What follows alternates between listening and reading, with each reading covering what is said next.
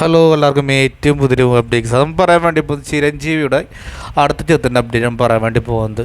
ഇതൊരു fantasy movie എന്നാണ് ഇതിൻ്റെ അപ്ഡേറ്റുകളൊക്കെ നമുക്ക് കിട്ടിയിട്ടുള്ളത്.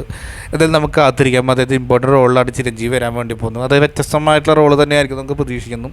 പക്ഷേ ഏറ്റവും വലിയ പ്രത്യേകതയായി വരാൻ വേണ്ടി പോകുന്നത് ഇതിൽ 3 നായക കഥാപാത്രങ്ങളായിട്ട് വരാൻ വേണ്ടി പോവാണ്. അതും നമ്മുടെ തമിഴകത്തു നിന്നും തെലുങ്കിൽ നിന്നും പ്രധാനപ്പെട്ട നായക താരസുന്ദരിമാർ തന്നെയാണ് വരാൻ വേണ്ടി പോകുന്നത്.